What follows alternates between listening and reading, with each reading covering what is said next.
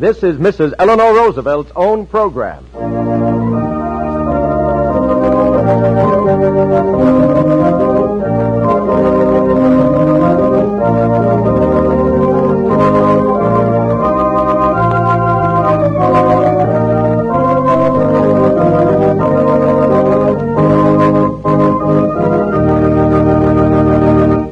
The time is here. The curtain rises, ladies and gentlemen, on the first of a series of radio visits with Mrs. Eleanor Roosevelt. In these informal chats, Mrs. Roosevelt will discuss, in the light of her own rich experience, topics of especial interest to American women. These programs will be presented every Tuesday and Thursday by the makers of Sweetheart Soap, one of America's oldest and best-liked toilet soaps. And now we take you to Washington, D.C. Ladies and gentlemen, Mrs. Eleanor Roosevelt. Good day, ladies and gentlemen.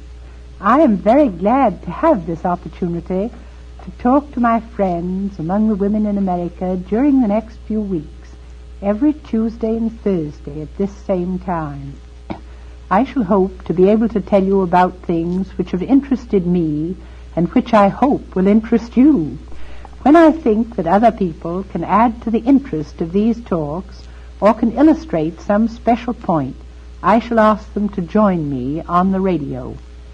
Today, I will not have any guest speaker because I think until this program has had a chance to get started and I know a little about what you want, it is better for me to devote more time to a variety of subjects than to talk about just one particular thing where I would most likely feel I should have someone else with me who would have more actual knowledge of a specialized subject. I hope you will let me know what are the things you like to hear about. Be sure to write me if there are subjects which you would like to hear discussed from opposite points of view. I know this is courting the deluge, but we really want to hear from as many people as possible and give them what they want. In the last 6 weeks, I've traveled a good deal to different parts of our country, and I think it might interest you if I run through a few of the things which stand out in my mind in relation to my journeys.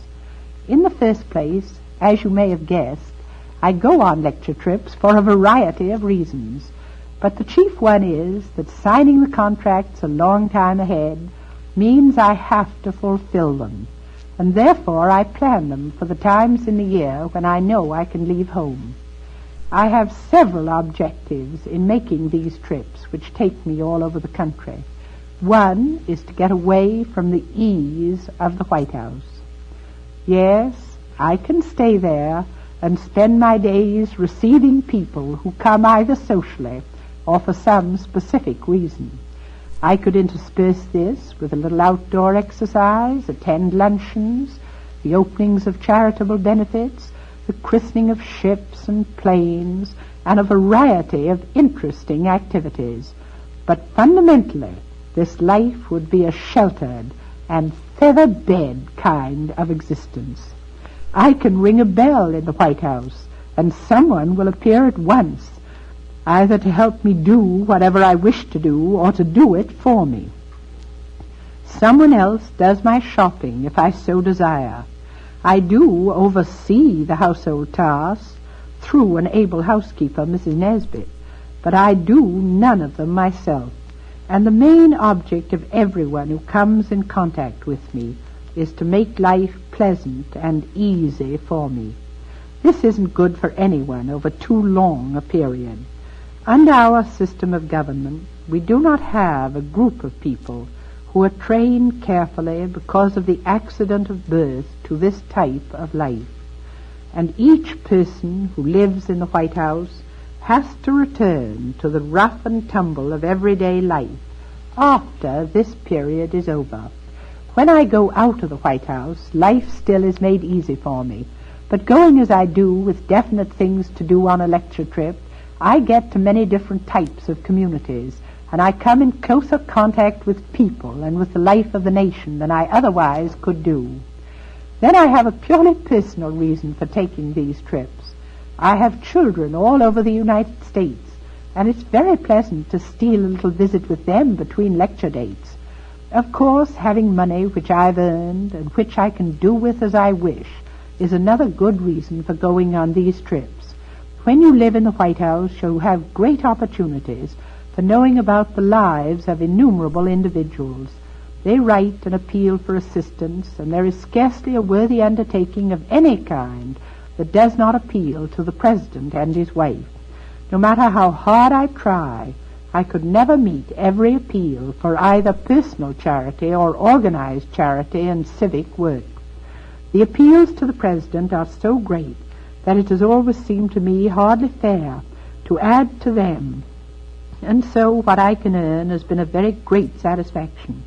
In addition, it has been valuable in teaching me how to work, as well as in giving me an opportunity to meet a percentage of the requests which are made. And now I believe we'll pause to listen to a few words from Mr. Grower. Thank you, Mrs. Roosevelt. Friends, the makers of Sweetheart Soap feel highly privileged to have arranged these visits with Mrs. Roosevelt for you. Be sure to listen regularly, and be sure to make friends with the product that's responsible for all of this, Sweetheart Soap.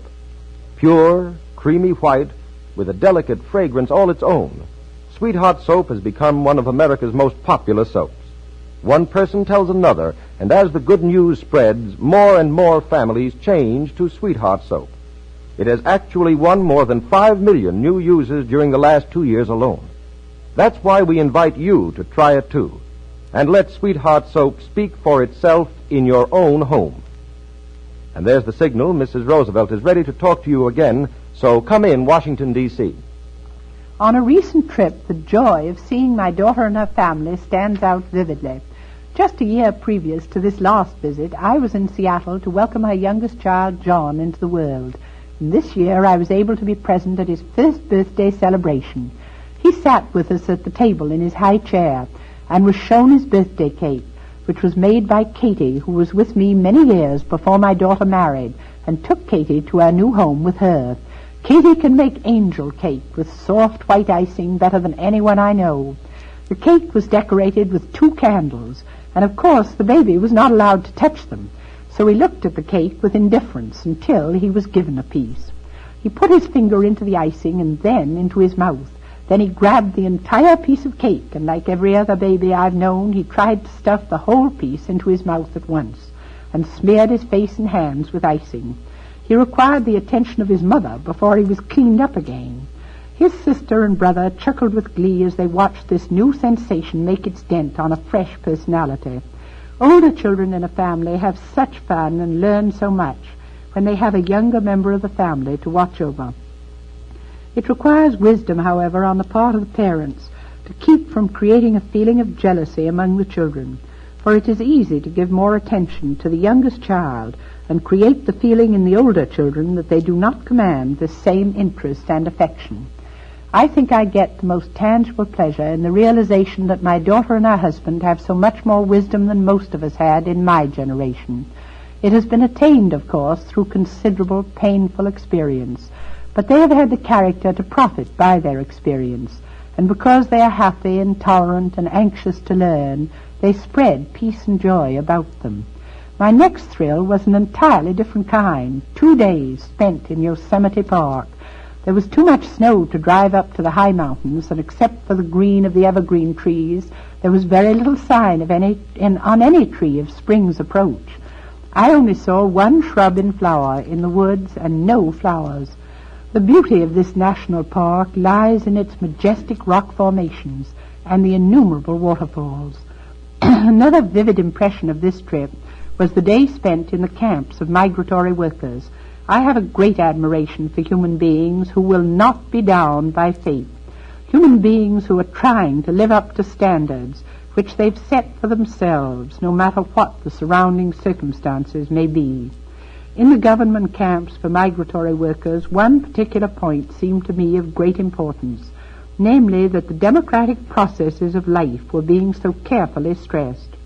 Each unit elects its own members of the committee, and this committee sits as a governing board for the camp and makes the rules under which the camp lives, sees to it that inspections are made and order kept.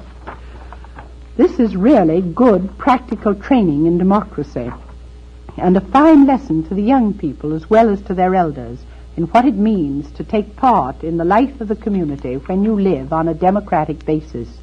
Then the personal joy of a glimpse before I left California of our eldest son. The visit with him was not really long enough to be very satisfactory, but it is always heartwarming to have even a few hours with those you love. I spoke in many places where young people either arranged for the lecture or were present in the audience in fairly large numbers, and their faces as individuals and as groups stand out before me. No weaklings, this younger generation. Just as much courage and hope and determination in those faces as in the faces I remember in the other generations which I have seen grow up about me. Occasionally there is bewilderment or worry in their expressions, but we still see in the youth of today an absolute faith in their own ability to work out our destinies. A glimpse of Denver, Colorado in a snowstorm, really a blizzard, though it was early April, and the rapid transition afterwards to a most beautiful flower-bedecked room in the hotel in Fort Smith, Arkansas. Home again to find a world of accumulated detail to be dealt with. The housekeeper at the White House had her usual problems, which are bound to arise when so many human beings work together. The first week at home after a 3 weeks trip was filled with receptions, and the biggest reception of the year, the one for the Daughters of the American Revolution, was preceded by several hundred members of the Children of the American Revolution. The tiniest ones in this latter group were dressed in costumes of George Washington's day, and made me want to pick them up and hug them. I knew nothing of the kind must be done, however, for their costumes gave them a sense of great dignity which must not be disturbed. Much mail and many loose ends of obligations which had to be put off while I was away, picking up the threads with friends in Washington and those who wished to come there, seeing people with particular interests which they wanted to bring to my attention, and finally an appeal from the housekeeper to please give her a few days when everyone would be away from the house so she could do certain special pieces of work. Not spring cleaning, for the White House is always being cleaned, but changing curtains and putting away winter draperies, covers, etc., which takes time, more time than can be found when the usual busy routine is carried on.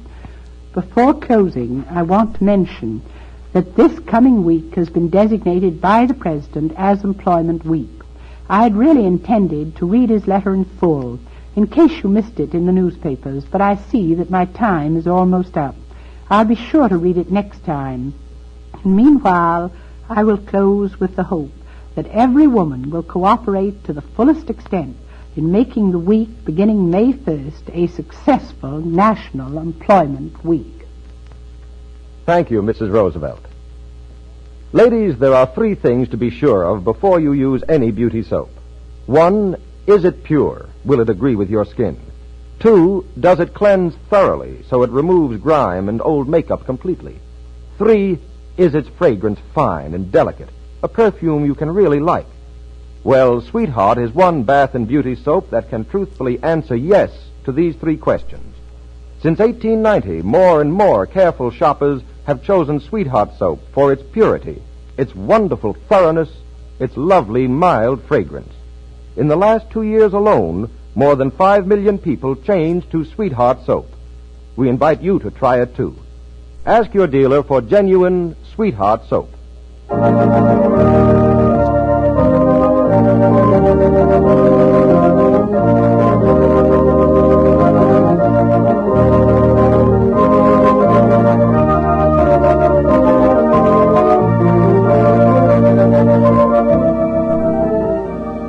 Mrs. Eleanor Roosevelt comes to call again next Thursday at this same time, and the makers of Sweetheart Soap invite you to be her hostess.